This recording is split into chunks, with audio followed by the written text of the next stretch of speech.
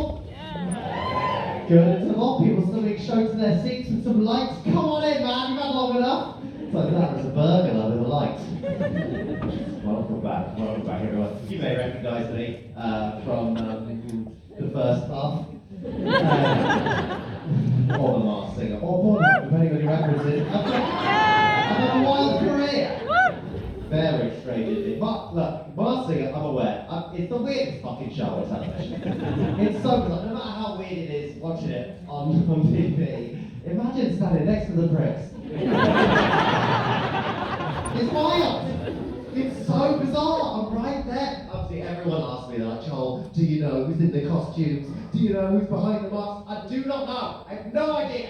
They don't tell me.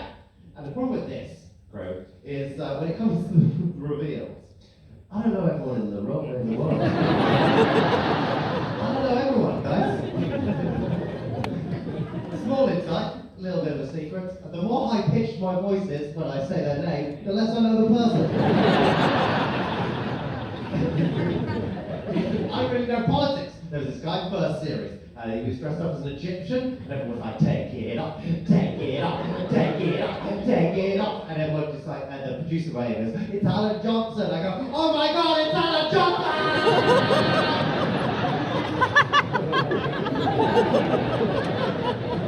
My head like, who the fuck is that?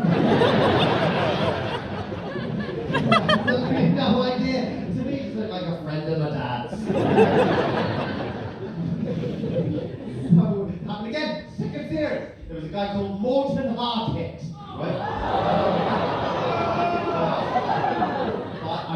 Basically, what happens when I say the name Morton Harkett, 55-year-old women jizz their pants. It's just immediately, it's just like an immediate reaction. Morton Harkett, Dad!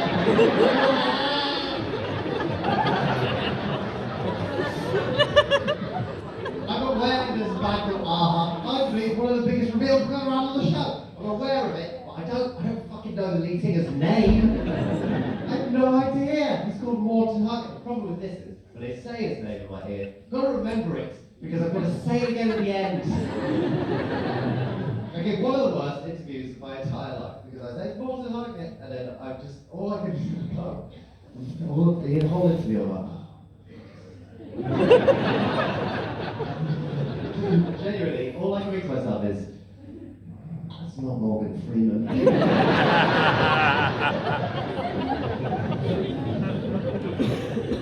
Imagine if I did that at the end. It's Morgan Freeman! No, it's not. And then we have to film the second series of COVID protocols, right? And the COVID protocols stated, under no circumstances can the audience shout, take it off. Because that fucking spreads the things, man. Take it off. It's gonna start breathing it. But the audience were allowed to say it.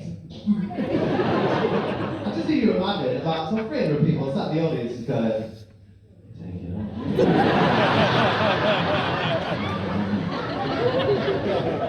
It's like I was at the weirdest strip club of all time.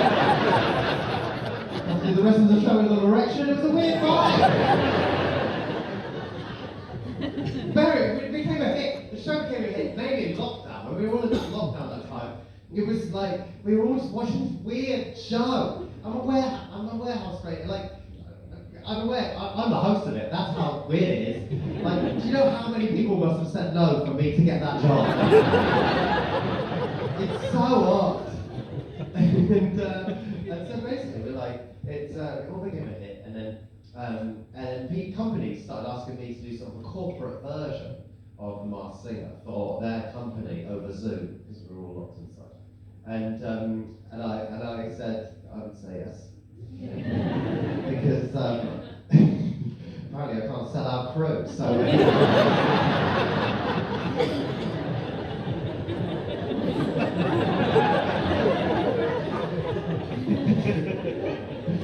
and so basically, you imagine me on a Zoom, right? And then there's everyone from the company, and then there's one person from the company who's dressed up in like a costume in their lounge, dancing and singing, and then everyone's trying to guess who it is on the chat. And then I come in at the end like, take it off, take it off, take it. Oh, it's Anne from a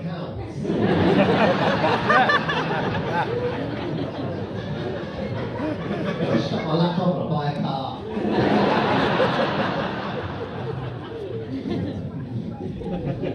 So silly. I feel like we've all properly sort of scraped the barrel of television. Like it's there was a real low point I remember in lockdown where I started watching a Netflix documentary about kids that can do the Rubik's Cube good.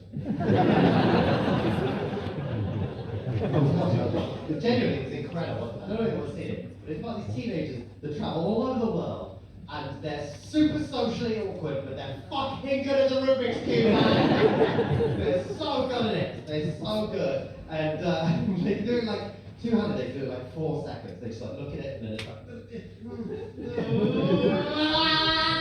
all the friends are like, I guess it's the best! One-handed, they can do it 6 seconds with one hand, it's looking at them. David, that's one-handed! I'm watching it, I was like, this is incredible, man. So beautiful. So amazing. But I was also like, this is heartbreaking, because there's a group of teenagers who have absolutely no idea how good they are at fingering.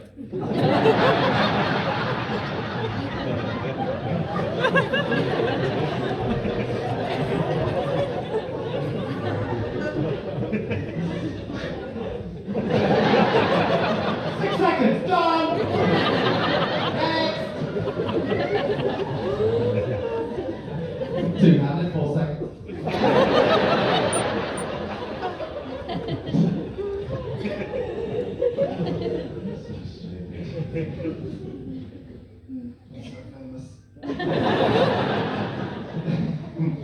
The other day, I was on the street and a car pulled up, went down this window, and he's like, "Are you Joel?" I was like, I was like,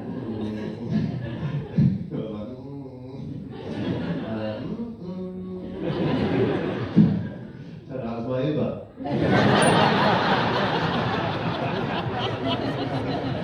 Well, I'm famous, actually.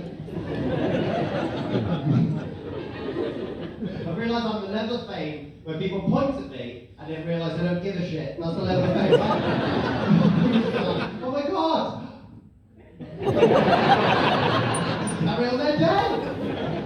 It's like when you see a fox.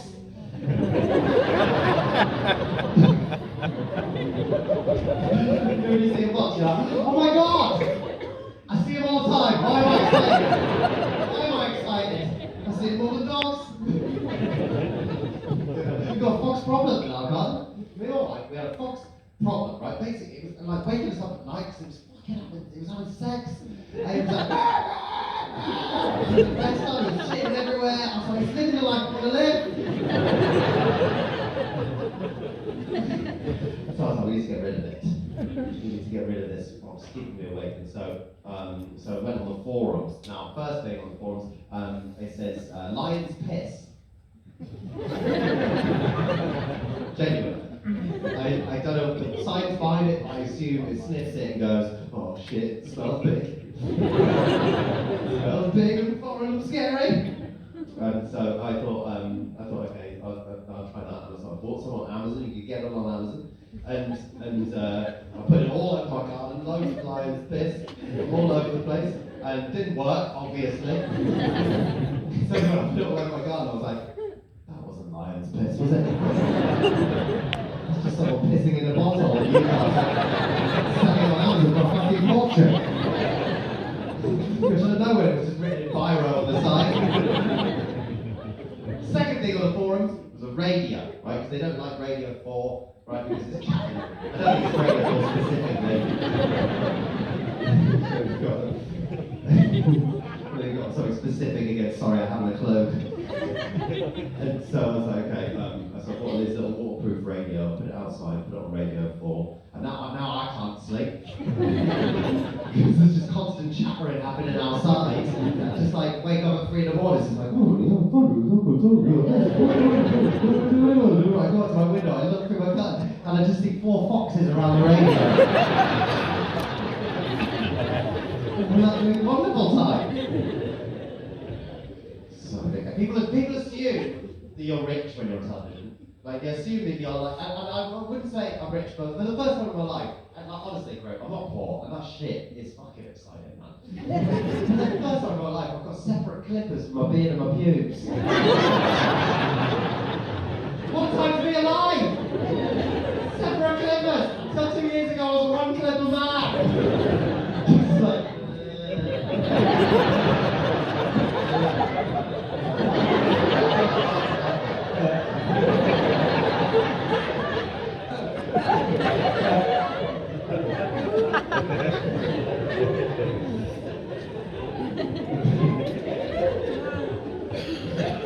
this is all I can ever do for a living. This is so fun. It's so fun. I'm so shit at everything else in school. I was so bad at it. Really bad. I was like, the only thing I was good at in school was dance and drama. Those were the only two things. The dance, I remember seeing this lady on television doing the ribbon event in gymnastics. And I was like, that's what I want to be. That's what I want to do for the rest of my life, ribbon event. I took that ribbon into school one time. It's the ribbon lost it. Never did that again.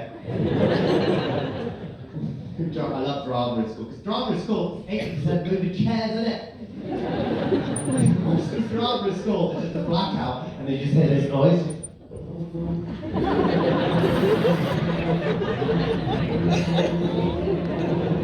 So the lights come up and everyone's just sat in a different place.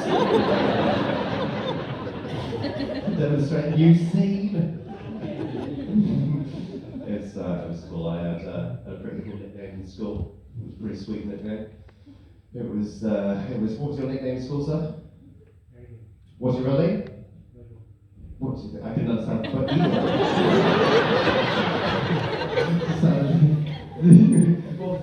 what's your name? What's your real name? Michael. Where are you from, Michael?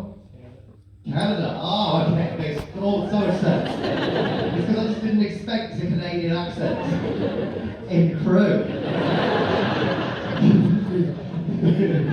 So I was just like, where is this accent? I can't place it at all. So your name's Michael. Michael, pleasure having you, Michael. What do people used to call you at school? Anakin. Anakin, like Skywalker. That's a fucking cool nickname for you, man. That's a fucking cool nickname. It's a cool nickname. Until you realise he turned out to be Darth Vader. It's fucking dark as shit, man. Essentially, people think that when you grow up, you're gonna kill worlds. Too much Star Wars shit? Okay, fair enough, guys. Went straight into that. It's a pleasure having you, Michael. Why did you decide to come over? Are you Canadian as well? No, you're not Canadian. Love you got your coat over your legs like you're 400 years old. It's fucking cold, isn't it? It's fucking cold. Michael's like, I'm used to Canada, man. What the fuck? Come on from Canada. It's fucking cold in crew. Not such a good accent? Okay, fine. Fuck you, man. Never have I played to such an audience that laughs heartily. You're a fucking laughing audience. You're really enjoying yourself. And then it snaps to immediate silence. Immediately, like, I want another one. I want another joke now, please. No silence.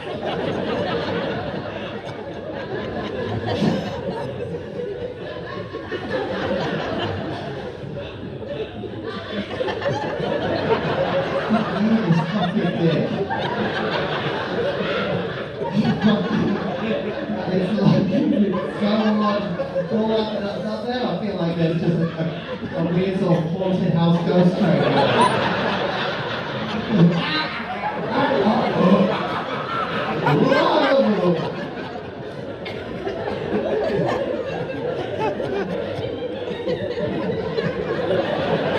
It's also weird when you realise you're 15 minutes in and when you haven't heard a laugh yet. You're like, has that person just not been laughing until now?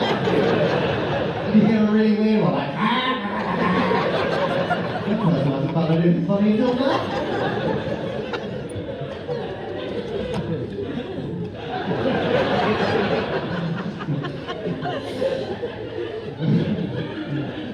What's Jimmy Carr doing on one of my gigs?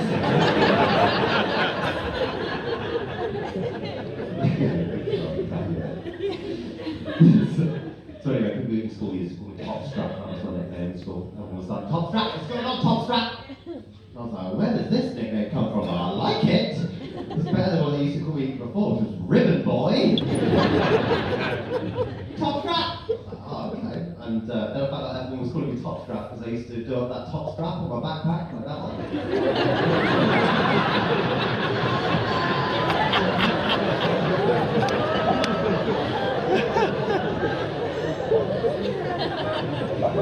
So fucking secure on my back. So secure on my back. So tight. So tight. It's like you can take my arm, but you're not taking my backpack. You see, that's what that strap is for. You know, you flow through your arms, you're like, still got my belongings. I remember I doing my first bra. Oh, I did it with my left hand, and the girl was so surprised. She was like, "You're so good at that." I was like, "Yep, been doing it my entire school life."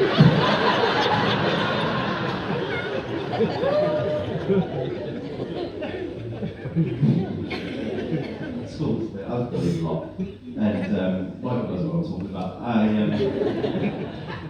Honestly, it was so horrible. And there was this guy called Chris Hodgson who used to punch me in the face all the time. Real name, look him up. And he used to punch me. So I started taekwondo lessons in the evenings, which was it's just horrible. Because now I've been punched in the face in the daytime and kicked in the face in the evening. It's a whole day event.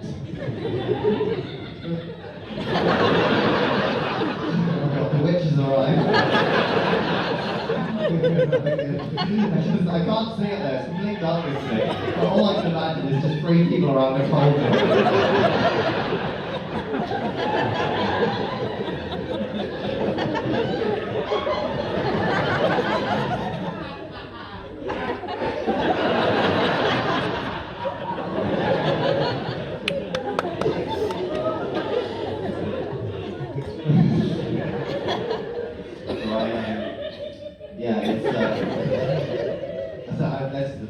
I went to this taekwondo class, and then I saw someone doing nunchucks.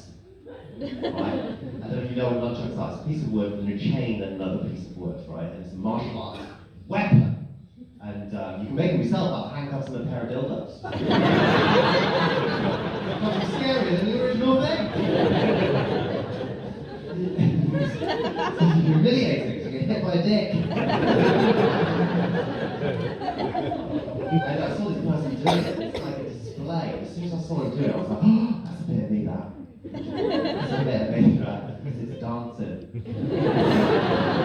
It's dancing disguised as martial arts. And I love it, right? So I started doing it, I bought some, I started practicing my garden for hours, just doing all this, all the nunchucks, and I knocked myself out with once, smashed myself in the head. I had these metal ones, smashed myself in the back. I don't remember smashing myself in the back, but I remember waking up in the garden, in the grass, and my mum just went, I think my little ninja's assassinated himself.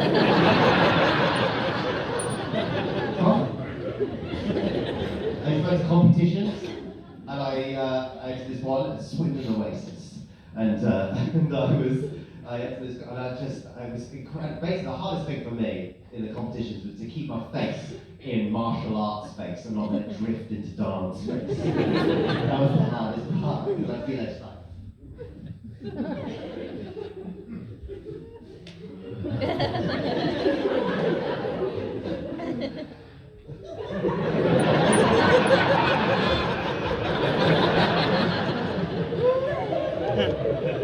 Nunchuck silver medalist in 2002 in the Bristol Gloucester area. Silver medalist. Only 2 people competed, but I was. Says a little lot. I'll take bronze as well. Good story, but there was one point where Chris Hodgson punched me in the face, and I was like, I'm going to do something about this, right? And most people maybe tell the school, tell their older brother, tell their family, do something about it, right? What I did was I made a video of me doing nunchucks in the garden. And I put it on, this is true, I put it onto a VHS tape, and I just gave that tape to him at school. I've got my little tape that says, "To Chris, this is what I'm capable of."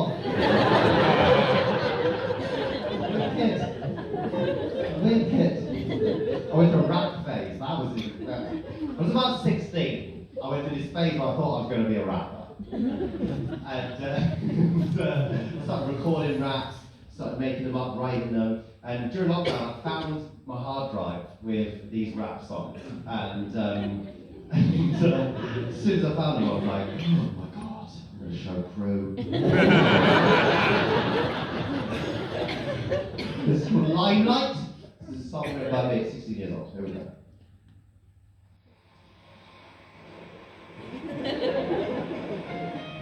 Yes, that is a rain and thunder effect. Just to give you an idea of what's to come.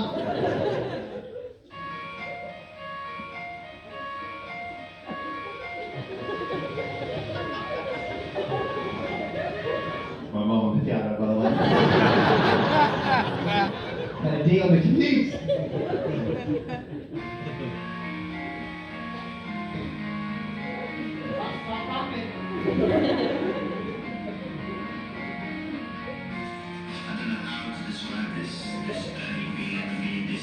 I think that's enough. I don't know how to describe this dirty feeling of being dismissed.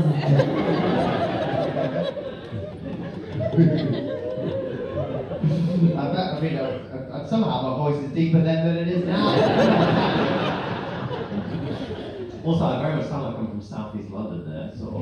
But I'm not. I'm from Bristol, I should point that out. But I had to change that shit up, and I can't be like, I don't know how to describe this. It's very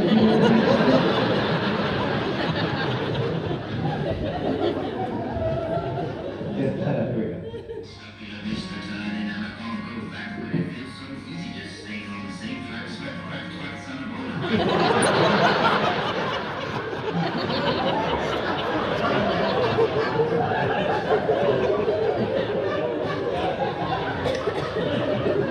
Smoke crack twats on the ball.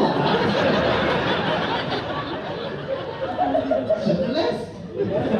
Doesn't make any sense at all.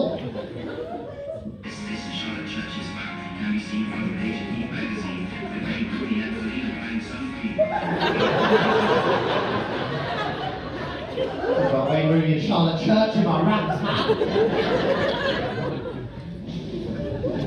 Just in case anyone's doing it in the maths of the situation, it's like I said I was 16 and these Charlotte Church and Wayne Rooney were sort of prominent together in about 2004, and basically what I'm trying to say is I did this when I was 21.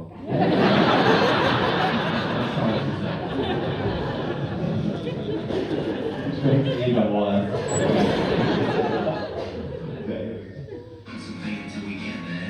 Where songs about snoring coke without a care. But it's fair, we all say we won't do the same. But these days, what's the thing without the cocaine? Talk about the hard goddamn drugs, man! I grew up on a farm. I'm very naive to drugs. I still am naive to drugs. The other day I had a button fall off my jacket, and I had a spare button in like a little see-through plastic bag on the inside of the jacket. You know, there's little see-through plastic bags that are just like this. The smallest bags that exist. They're only used for buttons and drugs. I didn't used to know they were used for drugs until very recently. I used to go to festivals all the time with empty little bags all over the floor. And I'd be like, oh my god, a lot of people have fixed jackets at this thing. What is this, a haberdashery festival? Sorry, which end of the crochet tent? Okay, we're coming to the chorus, guys. 5 minutes in the limelight. Until you're caught with the flat find job outside. You'll fight, hang on to all the pain you got. Your 5 minutes is over, mate. That's your lot.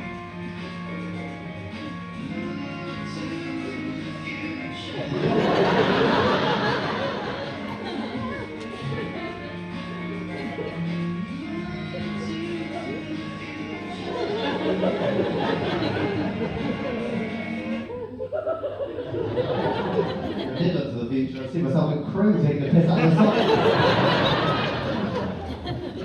Put a bridge. I don't know how to write songs. I only put a bridge because Justin Timberlake said, "Take it to the bridge." I probably need one of those.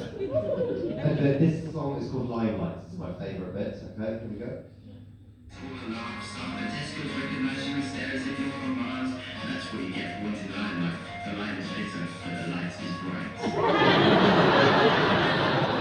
Oh, it's a good lyric now!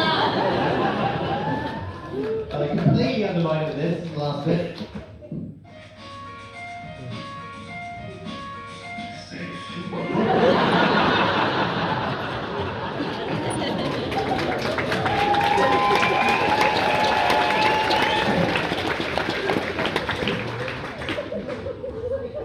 sick.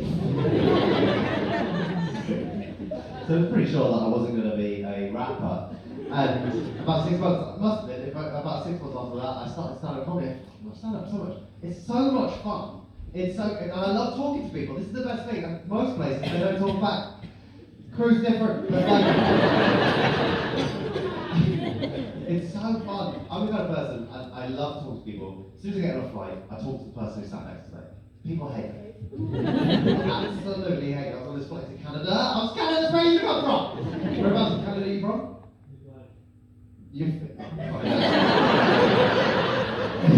It's so Canadian, it's wonderful. It's so excellent. And you're even wearing like a check shirt, like a proper Canadian log boy. Fucking great. What do you do here?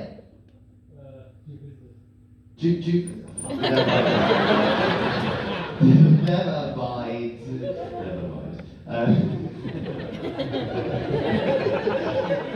Is there anyone fucking normal here?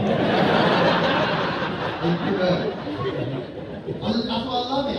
I'm not a normal believer. I can be in this audience.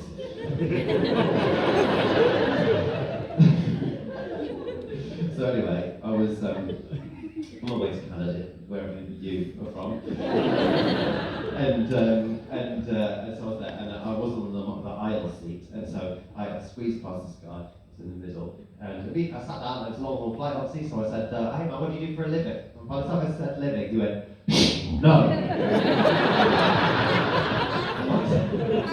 No. It's very aggressive, and then it's like watching a human centipede on his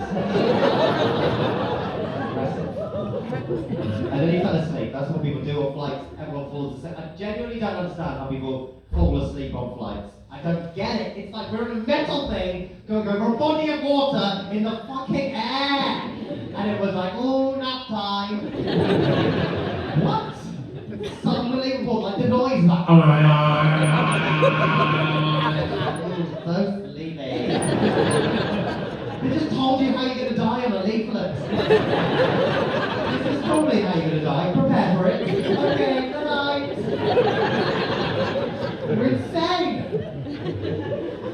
And so everyone fell asleep. I'm wide awake, and I needed the bathroom. And it's like it's weird this thing that everyone seems absolutely fine with. When you're not on the house seat, people just wake up strangers like you've been married for 40 years.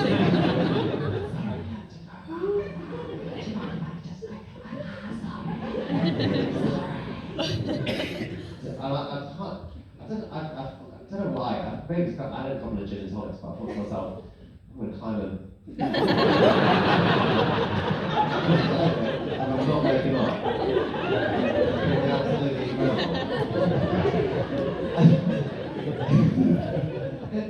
I'm going to take you slowly through the process of what happens when you climb over a straight road.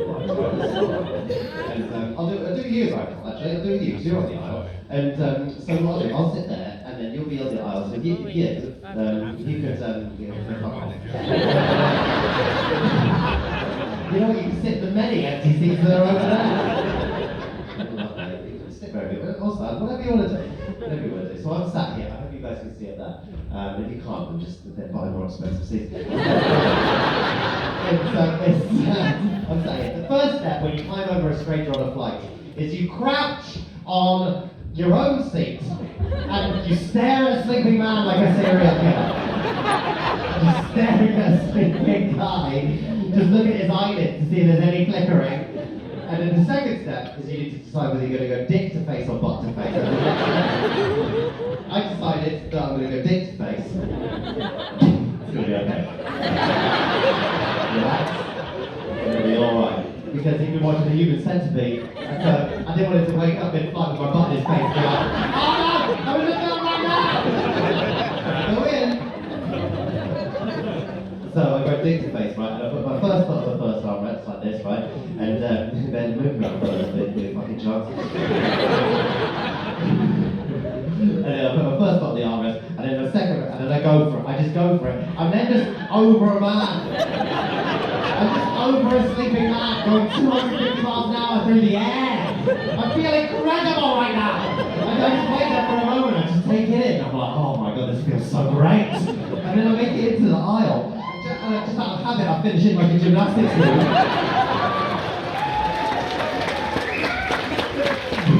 The only time in my life where I'm like, oh, I wish I had my ribbons. I go to the toilet, anyway, I go to the bathroom, I realise you've got to go back. You've got to do a return journey. I forgot about a return journey.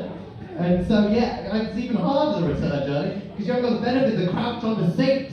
You've got to go from the aisle. And so I put my first foot on the first armrest. It's a long way to go. You've got to get a lot of momentum up. And so I'm doing this move. Trying to just do this. Trying to get the momentum up. I then go for it, and then my foot hits the second armrest. As soon as my foot hits the second armrest, his eyes open. There's nothing you can say to another human being when they wake up mid-flight and then just as the person's balls are right in front of their face. And so I just look down at him and I go, no!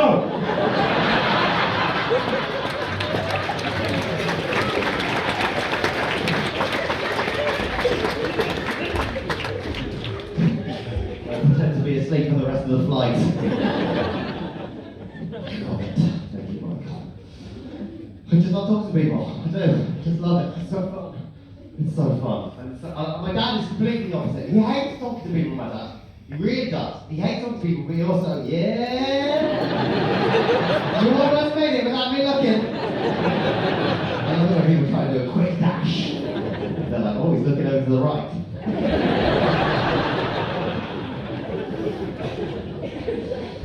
This is why my dad is just like, he hates silence and he hates talking, so it's like this weird thing where he just goes around making noise all the time to fill silence, but not with talking. It's a very dad thing to do, because he's always just like, oh,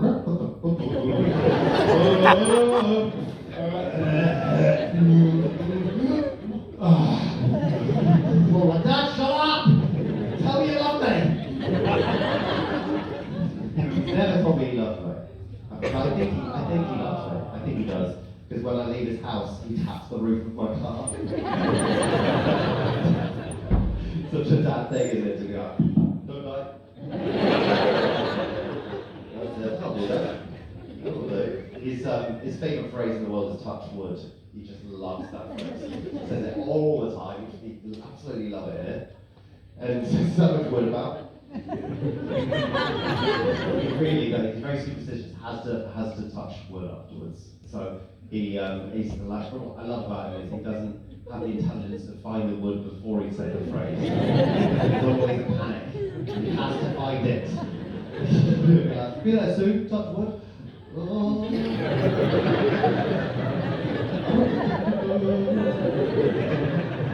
And then forget the time we had to go back down the Eiffel Tower. Be the top suit, kids. Touch wood. Crack down. Crack down. Crack down. He doesn't find me funny, and that's absolutely fine. Because he likes short jokes like that, like the little ones that, like, you know, the little ones that, like, boo-doo, boo. And so his favourite joke in the world is about Bob Marley. He loves it. It's a little joke.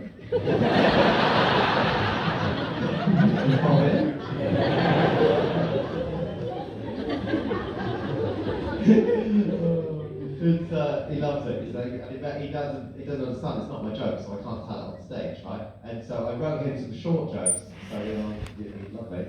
And so I was like, that reminds me. Chinese Whispers was originally called Chime Breeze Christmas, but they changed it just for bad communication. What about that? He's like, oh, I prefer the Bob Marley one. Well, this one, why are DJs so persistent? They don't techno for an answer. Like, oh, I prefer the Bob Marley one. He booked a meal from me and him, just me and him. And we'd never done that before, right? Oh, that's a casual stroll. That is, yes, it is. So it's alright, don't you bloody worry. No, you wanted Harkin man, I love that. Come on in, that was more information than anybody needed. So sit straight up, blanket on the legs. It is cold, isn't it? It is cold.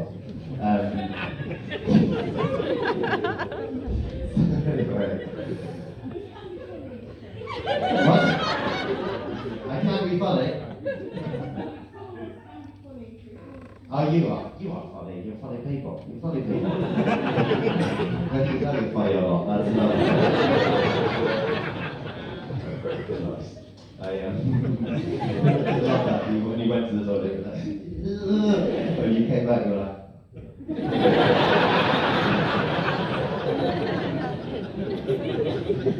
Upset, talk about my dad. He's a weird guy, and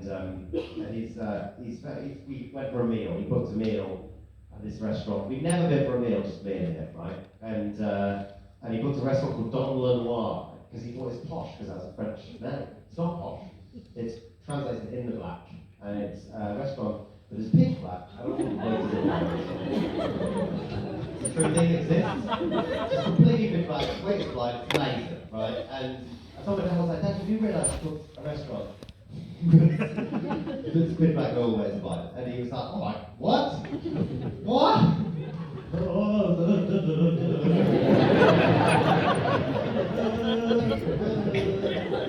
And then he genuinely went, John, I can't believe I booked a restaurant that's pitch black and all of the waiters are deaf.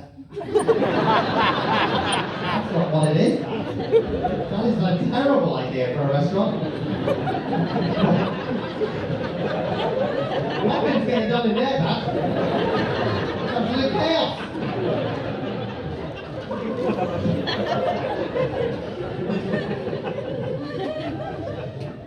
So I was in the Uber on the way to Don Lenoir, right? And I sat down all the way there, and I said, the Uber driver was like, oh, what do you do for a living? I said, oh, I'm a stand-up comedian. He said, tell me a joke. I was like, oh, I don't really do jokes. Why don't you tell me a story? I said, this isn't the time. He said, tell me a story, or I'll give you a bad rating. What? Being threatened by an Uber driver over my rating. So then I had to tell him this whole story. I started telling him about how I met my wife, and I started telling him about how I met her online, and how I proposed to her, and our flat, and we had this one-bed flat in Peckham at the time. And I started telling him about how I put out 150 candles, and I put on a velvet tuxedo, and I had a candelabra in my hand as well, because I wanted more candles in my hands. And I realised how hot you get in a one-bed flat with 150 candles. Very hot. Turns out there was classical music on, which was bumming me out, man. It was like a funeral in there. It wasn't a vibe I wanted to create. So I changed it to like a soundtrack classical playlist. It was a little bit more upbeat. And then she arrived home, when she arrived home, I was sweating so hard. The tuxedo on, the candelabra. Only then that I realised, I look like someone who welcomes you to a haunted house.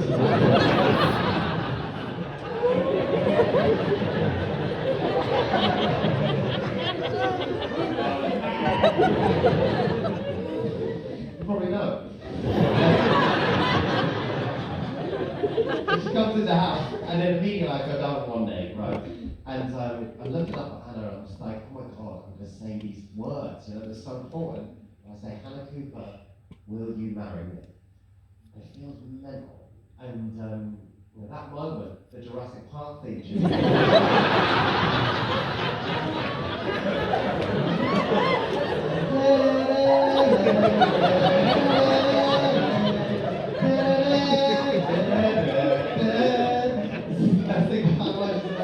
She said yes, she was a real figure that starts walking around the flat like a dinosaur.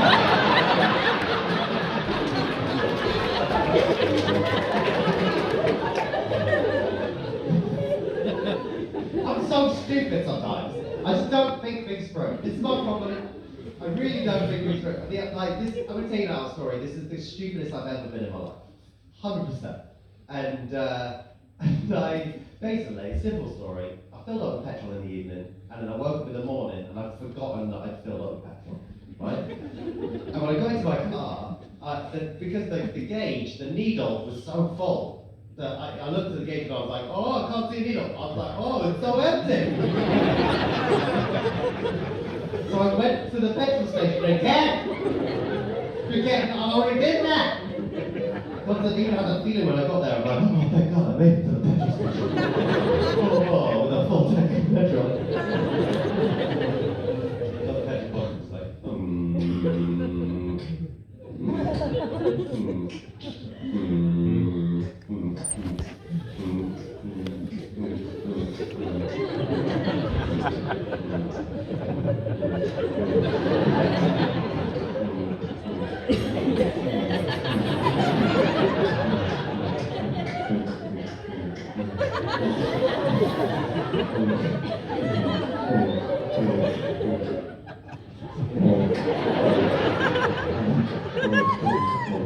At that point I go, oh. The pump is broken.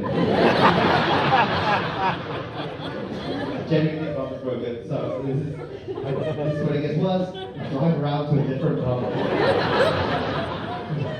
I drive first of all, I pay for like £1.50 petrol. I drive around to the other pump and get this petrol pump and it's the same engine.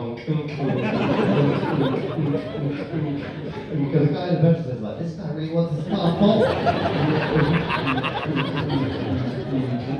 At this point I go, oh, of course. My car is broken. I think my car is broken. And this is when it gets batshit. I remember there's a quick fit down the road. And so I paid for like 12 pence petrol. I walked to the quick fit, there's a guy in the quick there doing the gun, so I know it's real. I'm like, hey, my car is broken. I'm so vague. And he said, oh, what's wrong with that? I said, it won't fill up with petrol.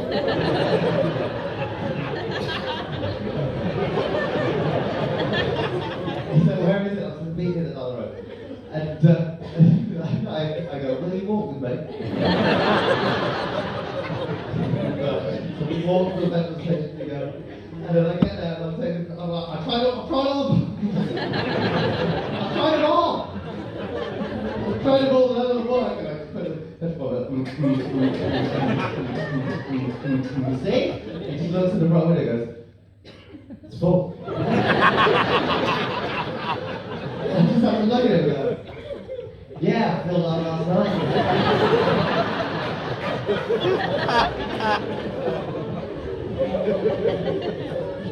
Imagine it from his perspective. Like one day he's going to see me on television. He's going to see me and go, oh my god, that's the guy. That's the guy. That's the guy who came into my garage, took me for a walk, and just bragged about how much petrol he had.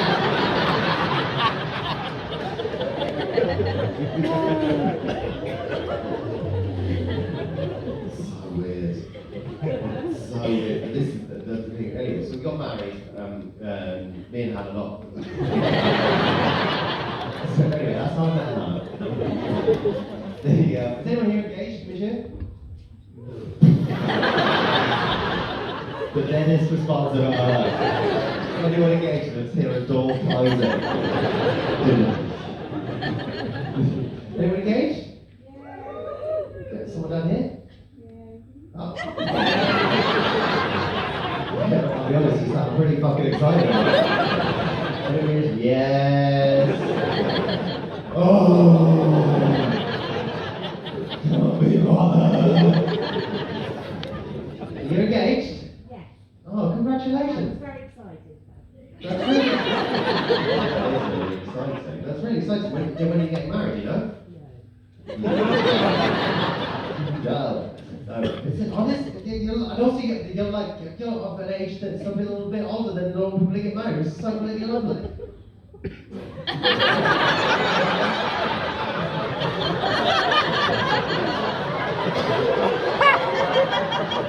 One of the worst things I've ever said. One of the worst things I've ever said.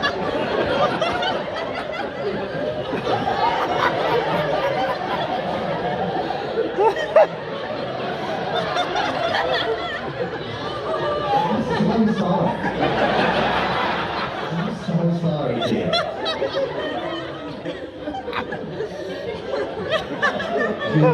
You're really nice. Repeat yourself. Fucking horrible thing to say. How did he propose? She proposed? The plot thickens.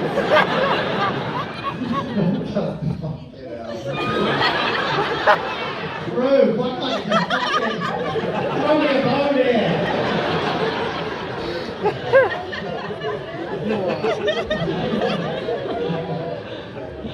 Congratulations. Bloody exciting. How long ago, how did they do it? Or did you go down on one knee, or did your partner go down on one knee? It was February a couple of years ago. When women are allowed apparently to propose to men. Do whatever you bloody want. Don't listen to those goddamn rules. You stood on a pub table? Okay, yes, please. You're like, fuck the rules, I'm going higher. Yeah. I love that. Congratulations. That's bloody great. I understand why you're not getting married for now. It's fucking expensive. It's so expensive. This is the thing. I'm just not divorced yet. You're not divorced yet.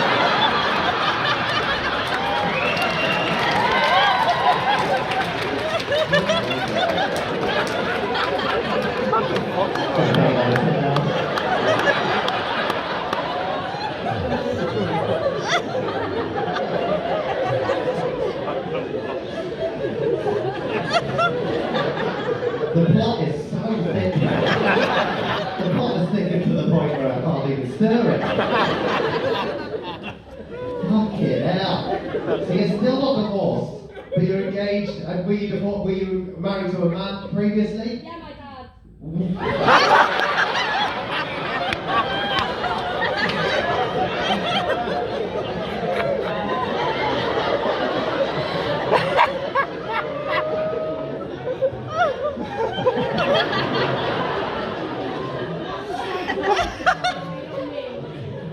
Oh, that's your daughter. That's your daughter. Oh, okay. I thought that was the new person you were marrying. Oh, fucking hell. What a way to meet someone.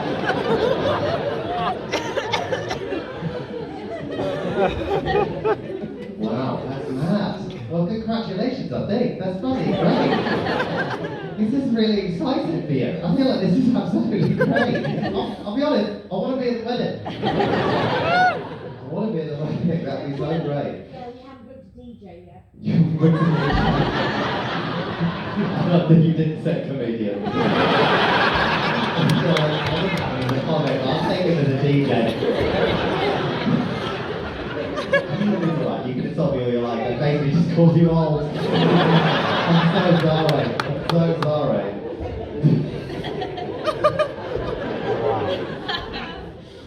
So, it's bloody expensive. That's my point. It's expensive. Divorces are expensive too.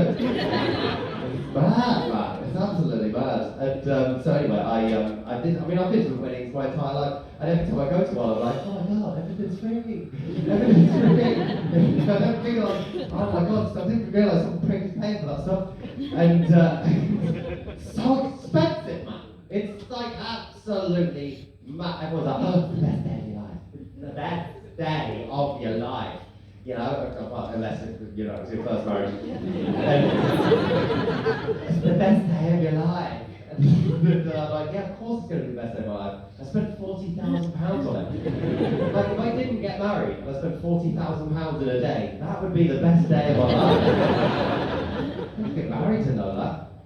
And so this is my advice to anybody who's getting married, is tell everyone how expensive it is. And tell everyone how expensive it is and how much everything costs, because people don't appreciate it, right?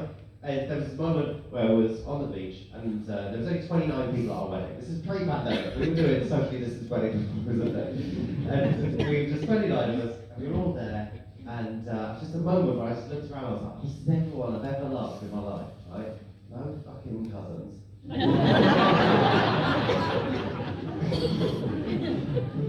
looked around, and at this moment, these fireworks went off, and it's just like, oh, it's so beautiful. And everyone was hugging and crying, and I was like, that cost £2,000! £2,000! Stop crying, keep your eyes open. That cost £2,000! Beautiful. It was beautiful. I did like my materials really changed now. My material used to be like my last tour, I don't know if you saw it, but it was the last thing, it was all the dates I was going on, all the different sex I was having with different people, it's like sex, date, sex. And now I feel like my new tour is like, oh, sofas take so long to arrive. 12 weeks! Where's it coming from, Mars?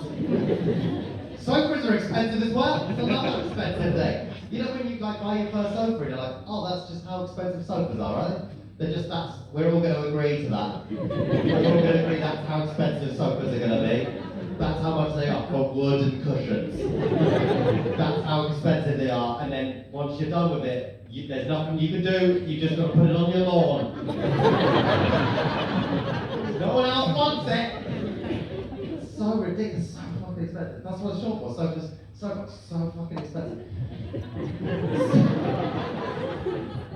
So ridiculous, unbelievable. And so anyway, we got married, and we basically the best thing about getting married is that there's a date where you can be like, I want to look my best on that day. You know, that's the day you want to look great for photos. So I did a couple of upgrades for it. First thing first, I got Invisalign, which is like a brace that you wear sort of 23 hours, 24 hours of the day. And you take it out for food and sex, think about it. I didn't realise that. Sorry. Sorry, fine. And then you're going to take it out, you've got to know sex is going to happen, which is even more difficult. I feel like sex is going to happen like that. Absolutely not? Okay, fair enough. Second upgrade, I've got my butt waxed. Butt waxed, guys. Has anyone here had their butt waxed this year? Absolute liars, a lolly. Lolly. I went into a fake shop when it was in the sale. And this lady who did it, look how many girls I've ever met. She was so angry. And she did a video, she was like, take your clothes off. Okay. So I took my clothes off, and I just had my boxer shorts on, and I was like, these as well? She's like, yeah, that's the area we need to get to. Oh, shit. I didn't need to take my socks off, did I? No.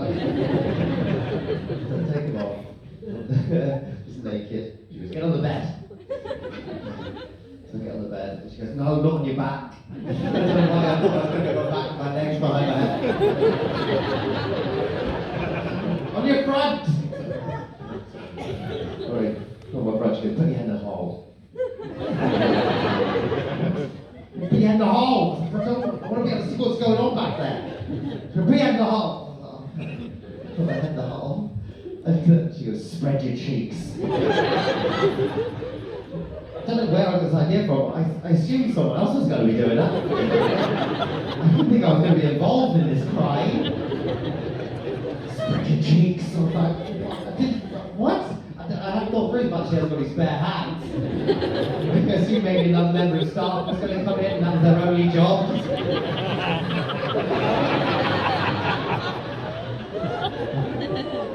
Spread your cheeks.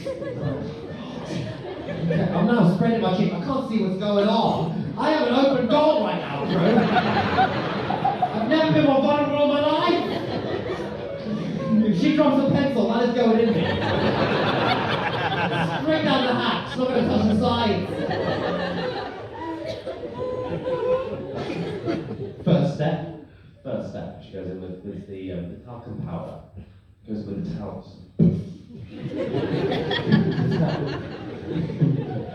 I'll be honest, it's one of the best feelings I've ever had. It's so good. It took me by surprise. Oh my god. Hang on, my mouth.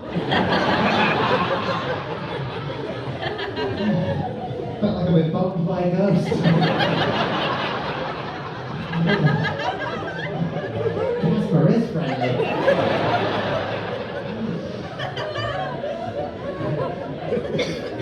Goes into the next step. The wax. The wax. So warm. So comforting. Sitting on my granddad's knee having a word as a ritual.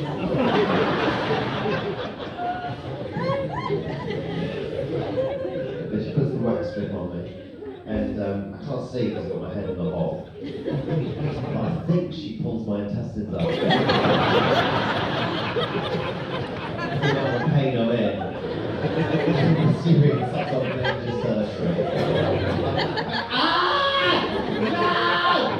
No more! Then she goes back with the towels. Oh, give me You want more round?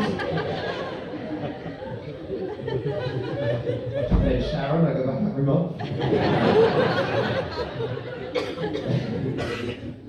So we got married in Nicholas, and it was 29 of us, 30 including Sharon, and we all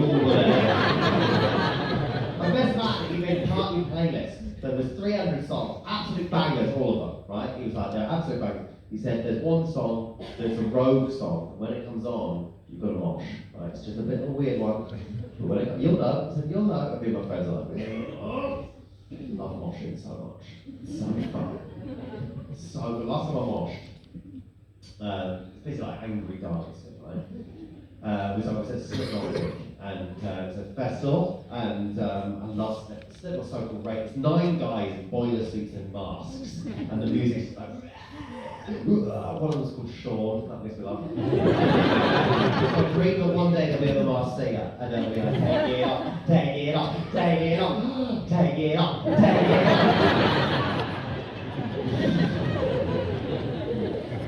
And we stayed in a hotel the night before, right? And we stayed in the Travelodge, again, another expensive thing.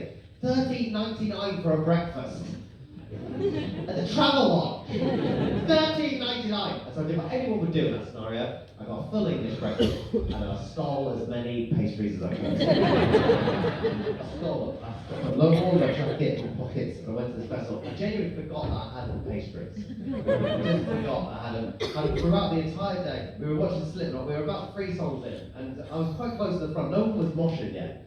And they were in the middle of this really heavy song. It's just got this like, big level shot, big level shot.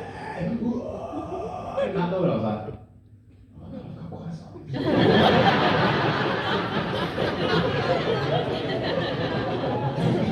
I wait till the end of the song. It's like, big level shot, big level shot. I turn around and I go, guess who's got quite a song?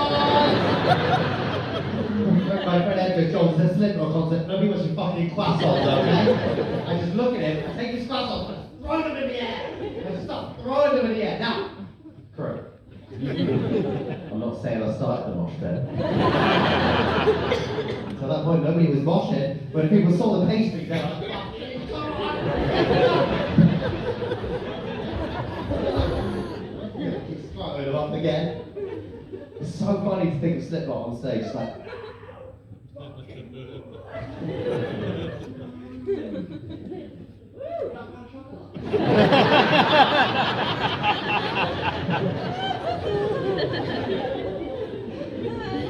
So when the song comes on, you've got to mosh, right? And my friends were like, yes! Okay, amazing. And the order of the evening was the first dance, and then straight away after the first dance, the party playlist comes on, and we danced till like 4 in the morning. And we thought, well, what are the chances, you know, we put the party playlist on shuffle, because we thought, well, you know, what's the probability of the rogue song coming on first? Turned out quite high. So it takes me a while, but we're dancing up to our first dance on the beach, which is Maroon 5, She Will Be Loved, right?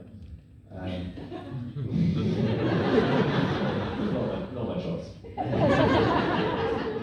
We're dancing, everyone's around us with sparklers. I'm like, £1?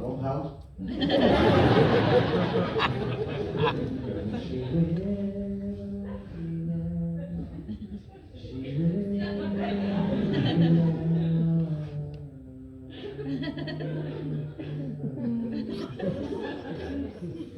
cut by like 50 pieces!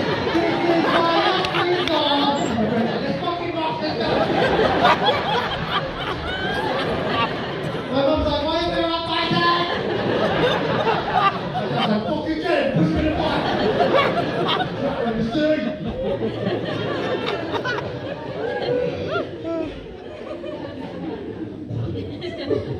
Apparently, I ruined the wedding.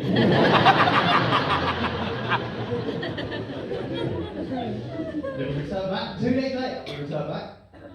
And then we started the first series of The Masked Singer. That was genuinely, we had to move the wedding.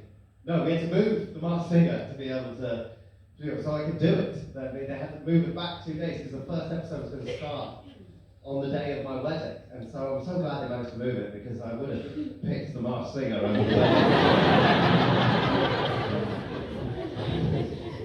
So great. And I just love it so much. Completely changed my life.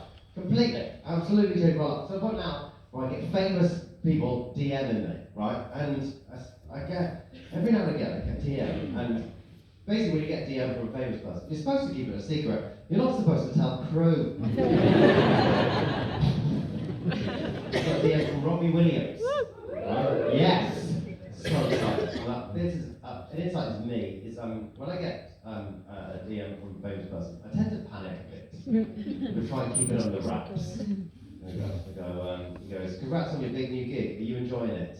I say, yeah, it's so fun. Such a silly show. Just trying to keep my head down and keep working, really. I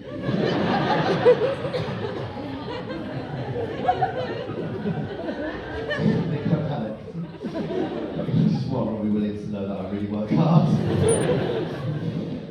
I thought back and forth, very nice man. And at my wedding this year, it was a tiny beach with 29 people, and after the ceremony, we were swimming in the sea. And then we all sang Angels Around the Fire, and I cried. It's one of my best memories. You must get so bored of hearing it, but here it is.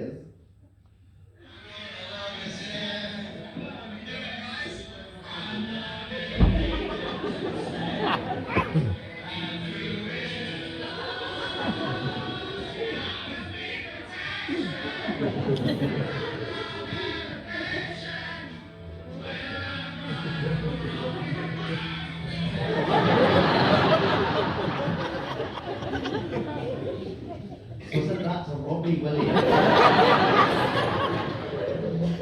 And he replied, that's probably the whitest thing I've ever seen.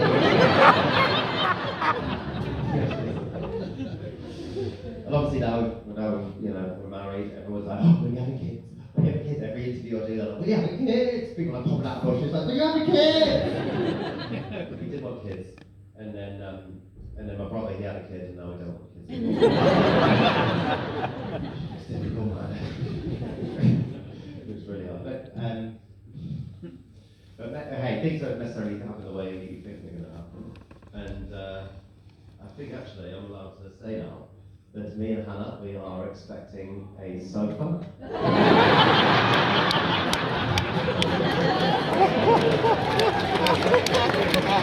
Well, wait. Can't wait. Habitat. That's a good name. So I told all of that to the Uber driver.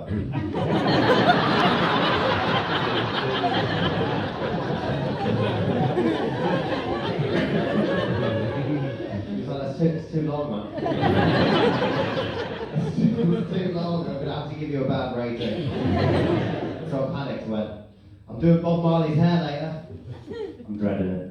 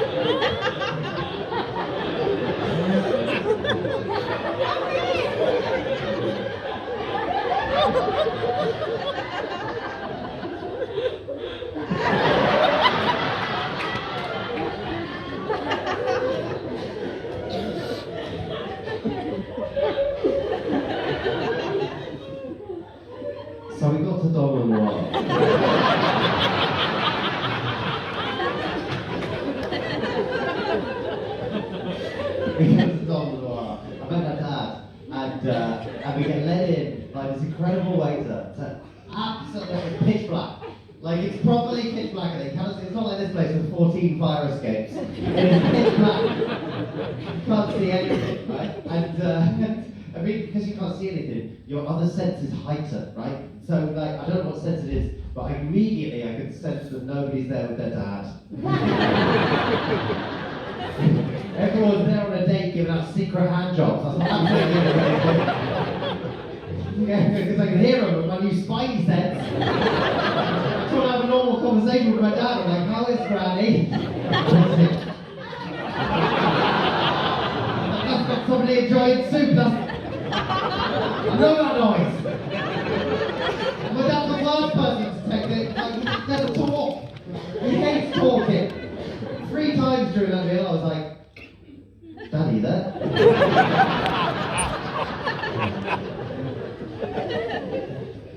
And then he goes, John, I've got something very important to tell you.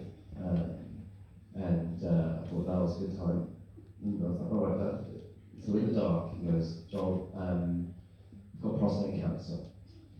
Yeah, and I was shocked, obviously, and I didn't know what to say, and was worried about him, so I was like, you gonna be okay, Dad? And he said, yeah, I'm going to be absolutely fine. I've been really lucky. I caught it really, really early. And they're going to operate on it. But the doctors, they say I'm going to be absolutely fine. Well, touch wood. And then just heard a panic in the dark.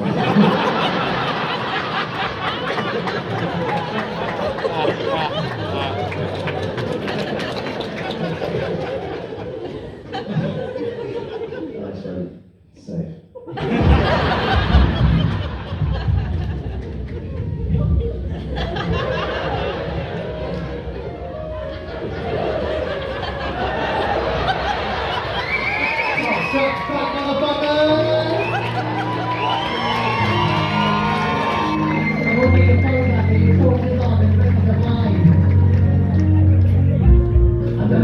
Describe this dirty feeling of being dismissed. Stuck in a mist, turning and I can't go back. But it feels so easy just staying on the same track, smack, crack,